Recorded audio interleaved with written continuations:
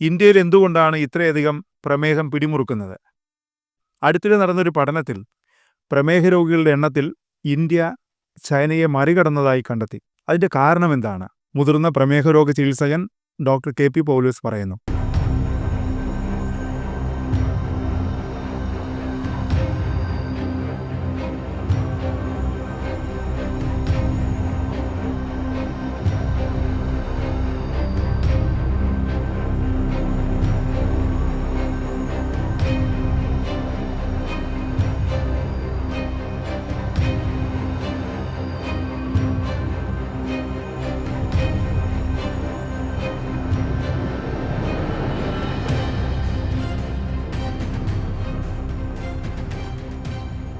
ഇന്ത്യക്കാർക്ക് കൂടുതൽ ഡയബറ്റീസ് വരാൻ ചാൻസ് ഉണ്ടെന്ന് ജനറ്റിക്സ് വഴി ജനറ്റിക്കായിട്ട് നമ്മൾ സൗത്ത് ഈസ്റ്റ് ഏഷ്യയിൽ ജീവിച്ചിരിക്കുന്ന ആൾക്കാർക്ക് ഡയബറ്റീസ് കൂടുതൽ വരാനുള്ള ചാൻസ് ഉണ്ടെന്ന് അത് ജനറ്റിക് ആണെന്നും പ്രൂഫുണ്ട്.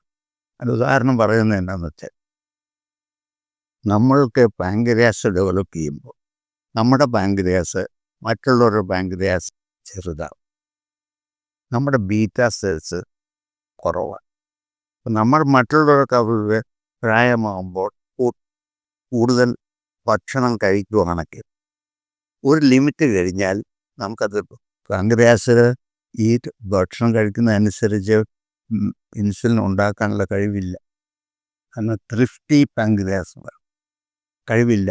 അപ്പം നമ്മൾ അവരുടെ ഷുഗർ വരും. അതൊന്ന്. രണ്ടാമത് ഭക്ഷണത്തിൻ്റെ കാര്യം എടുക്കുക. ഇതിപ്പോൾ south east Asians are predisposed to development of diabetes because of this. Number 1. Number 2, നമ്മളിപ്പോൾ ബോഡി ഈ ആൾക്കാരുടെ തടിയുണ്ടോ ഇല്ലയോ എന്ന് അറിയാനായിട്ട് കണക്കാക്കുന്ന ബോഡി മാസ് ഇൻഡെക്സ്. പക്ഷേ നമ്മുടെ ഇന്ത്യക്കാരന് ബോഡി മാസ് ഇൻഡെക്സ് നോർമലാണെങ്കിലും അവന് ഫാറ്റ് ഡെപ്പോസിഷൻ കൂടുതലാണെന്നുള്ളത് തെളിഞ്ഞിട്ടുണ്ട്. അത് ഈ ലാൻസെറ്റിൽ തന്നെ പബ്ലിഷ് ചെയ്തു. 30-40 കൊല്ലം മുമ്പ് തന്നെ ഒരു യൂറോപ്യൻ വെള്ളക്കാരനെ നമ്മുടെ എടുത്തിട്ട് നോക്കുമ്പോൾ ഫാറ്റ് ഡെപ്പോസിഷൻ BMI നമ്മുടെ കുറവാണെങ്കിലും ഫാറ്റ് ഡെപ്പോസിഷൻ. അപ്പോൾ എന്തുകൊണ്ട് ഫാറ്റ് ഡെപ്പോസിഷൻ ഉണ്ടാവും? ഫാറ്റ് ഉണ്ടാകുന്നത് നമ്മുടെ ഇന്ത്യക്കാരൻ്റെ ഭക്ഷണമല്ല, കേരളീയൻ്റെ ഭക്ഷണം നോക്കുകയാണെങ്കിൽ നമ്മളൊരു 70% അരി ഭക്ഷണം, അന്നജം, അരിന്നല്ല, അത് കപ്പയാകാം, പുട്ടാകാം, അന്നജം, കാർബോഹൈഡ്രേറ്റ്. നമ്മൾ കഴിക്കുന്ന ഭക്ഷണ സാധനങ്ങളിൽ 3 തരമാണ്. കാർബോഹൈഡ്രേറ്റ് ഉണ്ട്, ഫാറ്റ് ഉണ്ട്, പ്രോട്ടീൻ ഉണ്ട്. കാർബോഹൈഡ്രേറ്റ് ഒരു ഗ്രാമിന് 4.5 കലോറി, പ്രോട്ടീനും 4.5 കലോറി, ഫാറ്റിന് 9 കലോറി. അപ്പം നമ്മൾ ആവശ്യത്തിൽ കൂടുതൽ കാർബോഹൈഡ്രേറ്റ് കഴിക്കുക. ആവശ്യത്തിൽ കൂടുതൽ എന്ന് പറഞ്ഞാൽ നിങ്ങൾ കഴിക്കുന്ന ഭക്ഷണം അത്രൻ്റെ എനർജി സ്പെൻഡ് ചെയ്തില്ലെങ്കിൽ ഈ കാർബോഹൈഡ്രേറ്റ് ബോഡിയിൽ കൂടുതൽ എന്താണ് ഉണ്ടാകുന്നത്? This carbohydrate will be converted to fat. ഈ ഫാറ്റ് എന്ത് ചെയ്യും? ദിസ് ഫാറ്റ് എവിടെയാണ് ഡെപ്പോസിറ്റ് ചെയ്യുന്നത്? ഫാറ്റിന് ഇഷ്ടമുള്ള 3-4 സ്ഥലമുണ്ട്. ഒന്ന്, വയറ്, സബ്ക്യൂട്ടേനിയസ് ഫാറ്റ് മാത്രമല്ല, ഇൻട്രാ അബ്ഡോമിനൽ ഫാറ്റ്. അതാണ് നമ്മൾ സബ്ക്യൂട്ടേനിയസ് വയറിൻ്റെ ഉള്ളത്. ഈ ഡയബറ്റീസുകാർക്ക് ഇൻട്രാ അബ്ഡോമിനൽ ഫാറ്റ്, ഈ ഇൻഡസ്റ്റൈനുള്ളിൽ വയറിൻ്റെ അറയുടെ ഉള്ളിലുള്ള ഫാറ്റ് കൂടുതൽ, ഇൻട്രാ അബ്ഡോമിനൽ ഫാറ്റ്.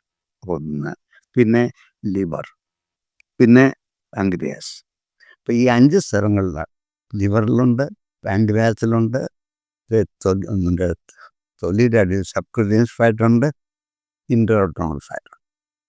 അപ്പോഴാണ് ലിവറിലടിഞ്ഞാൽ fatty liver.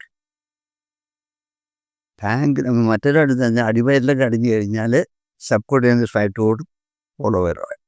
Intra abdominal fat കൂടിയാലും കുഴപ്പം. എന്തായി കുഴപ്പം? ഫാറ്റ് കൂടുമ്പോൾ ഇൻസുലിൻ റെസിസ്റ്റൻസ് ഉണ്ട്. ഇൻസുലിൻ ആക്ട് ചെയ്യാൻ സമ്മതിക്കില്ല. ഇൻസുലിൻ്റെ ക്വാണ്ടിറ്റി കുറക്കും, നോർമലായിരിക്കും. പക്ഷേ ഇൻസുലിൻ റെസിസ്റ്റൻസാണ്, ഈ പ്രതിരോധം. ഇൻസുലിൻ ആക്ട് ചെയ്യാൻ പറ്റില്ല. ഒന്ന്. രണ്ടാമത്, ഈ ഫാറ്റ് ലിവറിൽ അടിയുമ്പോൾ ലിവറിൻ്റെ ഫങ്ഷൻ കുറയും. അങ്ങനെയാണ് ഫാറ്റി ലിവർ മാറി ഫാറ്റി ലിവർ ഡിസീസായി, സിറോസിസ്, പിന്നെ ലിവർ ഫെയിലിയറായി.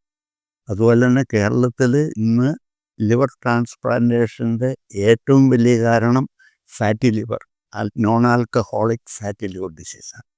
അത് പ്രൂവ് ചെയ്തത്. ഇനി പാങ്ക്രിയാസിൽ ഫാറ്റ് അടിക്കുകയാണെങ്കിലോ, പാങ്ക്രിയാസ് അടിക്കുമ്പോൾ ഈ ബീറ്റാ സെൽസ് എല്ലാം ഫാറ്റി ലിവറിൽ വരും. അപ്പോൾ ബീറ്റാ സെല്ലാണ് ഇൻസുലിൻ. പാങ്ക്രിയാസിൽ 4-7 സെല്ലുണ്ട്. ആൽഫയുണ്ട്, ബീറ്റയുണ്ട്, ഗാമയുണ്ട്, PP സെല്ലൊന്നുണ്ട്, എന്നൊക്കെ പോട്ടെ. ബീറ്റാ സെല്ലിലാണ് ഇൻസുലിൻ ഉണ്ടാകുന്നത്. അവിടെ അടിച്ചു കഴിഞ്ഞാൽ ഇൻസുലിൻ ഉണ്ടാവില്ല. അപ്പം നമുക്ക് ഇൻസുലിൻ റെസിസ്റ്റൻസ് അല്ല, ഇൻസുലിൻ്റെ ക്വാണ്ടിറ്റി തന്നെ കുറഞ്ഞും ഡയബറ്റീസ് ഉണ്ടാകും. മൂന്നാമത് ഫാറ്റ് കൂടുമ്പോൾ ഞാൻ പറഞ്ഞ പോലെ ഇൻസുലിൻ റെസിസ്റ്റൻസ്. അപ്പോൾ നാച്ചുറലായിട്ട് നമ്മൾ ഇന്ത്യക്കാർ കഴിക്കുന്നത് ഫുഡ് 60-70% അന്നജം, കാർബോഹൈഡ്രേറ്റ്. പിന്നെ നമ്മുടെ എനർജി എക്സ്പെൻഡിച്ചർ ഇല്ല.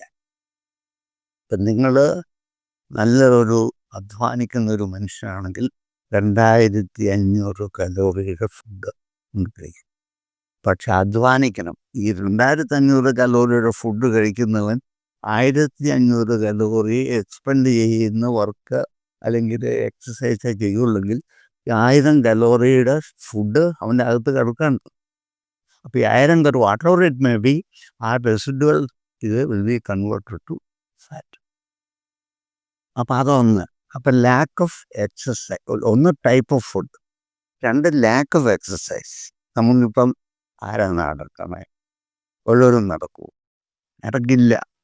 മൂന്നാമത്തത് ടൈപ്പ് ഓഫ് ഫുഡ് കൺസപ്ഷൻ.